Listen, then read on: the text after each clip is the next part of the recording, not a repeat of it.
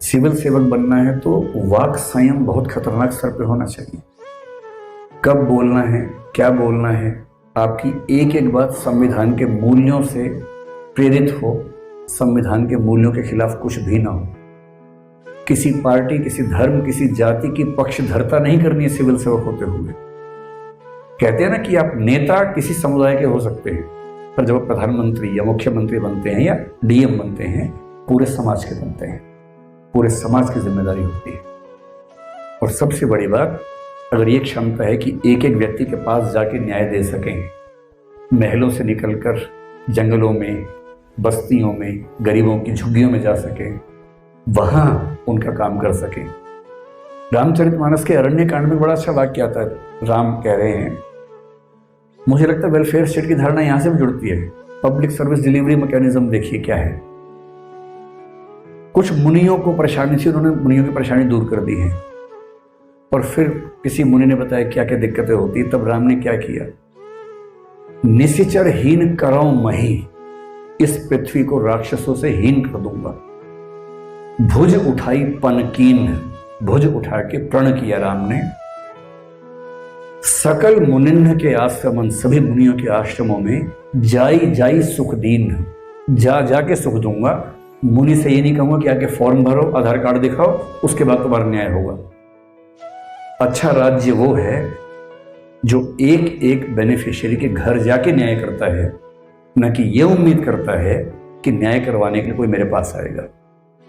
और यदि एक आईपीएस के होते हुए कुछ लोग गरीबों को परेशान कर रहे हैं, तो उस आईपीएस को आईपीएस होने पर शर्म होनी चाहिए।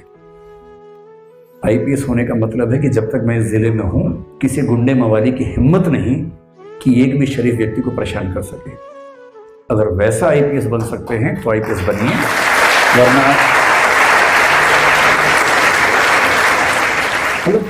अगर आईपीएस बन के शाम को लॉन टेनिस ही खेलना है, बैडमिंटन ही खेलना है और जिमखाना क्लब ही जाना है, तो फिर आईपीएस मत बनिए, कुछ और सर्विस कर लीजिए। क्योंकि आईपीएस आपके बनने से पूरे जिले को सुरक्षा महसूस होनी चाहिए। बहुत लंबी बात हो गई, पूरी बात को समअप करता हूं 4-5 वाक्यों में।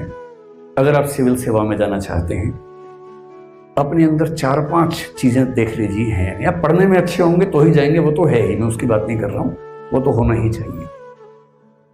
सबसे पहली चीज ये है कि आप कंपैशनेट हो, करुणा से भरे हों, सहिष्णु हो, टॉलरेंट हो, आपके अंदर वंचित वर्गों को देखकर संवेदना का भाव आता हो, आप उनकी सहायता करना चाहते हो, आप उनको मुख्य धारा में लाना चाहते हो, सोशल जस्टिस के विचार से आपकी सहमति बनती हो, तो आप अच्छे सिविल सेवक बन पाएंगे। ये पहली बात। अगर आप तकनीक के मित्र हैं तो आज के ज़माने में अच्छा सिविल सेवक बनने की संभावना बहुत प्रबल हो जाती है, क्योंकि एक तकनीक वो हजारों काम कर देगी जो लोग नहीं कर पाते। आप चैट जीपीटी की मदद से कितनी सारी फाइलों में नोट इन ड्राफ्टिंग का काम कर लेंगे भविष्य में, जो करने के लिए हजारों व्यक्ति चाहिए। अनुवाद का सारा काम आजकल ऑनलाइन हो जाता है हमारे पास। वो सारे काम जो मनुष्य करता है कम समय, मतलब ज़्यादा समय लेता है, क्वालिटी में भी कमी होती है, ऐसी बहुत सारी चीज़ तकनीक से हो जाती है, बशर्ते आप तकनीक को लेकर सहज हो और आप प्रशासन में उसका अच्छा उपयोग कर सकते हो। दूसरी चीज़ ये है। तीसरा, सिविल सेवक बनना मौज का मामला नहीं है, मजाक नहीं है। एक अच्छे सिविल सेवक को 40 की उम्र तक आमतौर पर बीपी और शुगर हो जाता है, अगर वो अच्छा सिविल सेवक है और उसके अंदर इमोशनल इंटेलिजेंस बहुत ज्यादा नहीं। इतना स्ट्रेस झेलना पड़ता है, इतने तरह के दबाव, विधायक का, सांसद का, मंत्री का, पता नहीं क्या क्या दबाव आएंगे, मीडिया के दबाव आएंगे, गुंडों के दबाव आएंगे, इंडस्ट्रियलिस्ट के दबाव आएंगे, ठेकेदारों के दबाव आएंगे। और वो दबाव केवल छोटे मोटे दबाव नहीं होते हैं, उसमें दबाव में हत्याओं के दबाव भी आ सकते हैं। अगर इन सब दबावों को नहीं झेल पाते हैं, उतना साहस नहीं है, फोर्टिट्यूड नहीं है, संघर्ष करने की क्षमता नहीं है, पेशेंस नहीं है, परसिस्टेंस नहीं है, तो सिविल सेवक आसान रास्ता नहीं। तब उससे बेहतर है कि हम किसी निजी उद्यम में जाएं, किसी और नौकरी में चले जाएं। सिविल सेवक बनने के लिए नहीं कह रहा हूं, अच्छे सिविल सेवक की बात कर रहा हूं। अच्छा सिविल सेवक बनना है और आप चाहते हैं कि जिस दिन आपका ट्रांसफर हो तो जनता सड़कों पर खड़ी हो जाए, तो उसके लिए सब करना पड़ेगा। चौथी बात है ऑब्जेक्टिविटी, न्यूट्रलिटी, इम्पार्शियलिटी, नॉन पार्टिजनशिप। किसी पार्टी या समुदाय विशेष का सिविल सेवक नहीं बनना है, देश का सिविल सेवक बनना है। ये चौथी बात ध्यान रखनी है। और पांचवी बात तो सबसे बेसिक है, वो ईमानदारी है, इंटीग्रिटी है, प्रोबिटी है। यानी आपको कोई विभाग दिया गया है तो सरकार निश्चिंत हो कि इस व्यक्ति के होते हुए कुछ गलत नहीं हो सकता। और ऐसे सिविल सेवक होते हैं। मैं केवल एक आखिरी एग्जांपल देके बात समाप्त करता हूं। मेरा एक बहुत अच्छा मित्र आईपीएस है, काफी सीनियर रैंक पे अब है, घोर ईमानदार किस्म का व्यक्ति है। अच्छी बात क्या है उसके साथ, वो किसी पार्टी का सगा नहीं है, क्योंकि वो नॉन पार्टिजनशिप के मूल्य पे चलता है।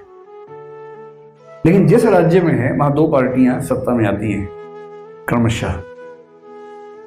दोनों पार्टियों के मन में एक बात स्पष्ट है, मुख्यमंत्री चाहे इस पार्टी का हो चाहे उस पार्टी का हो, एक बात स्पष्ट है कि जब कोई मामला नहीं संभलेगा हमसे, इसको भेज देंगे, संभाल देगा।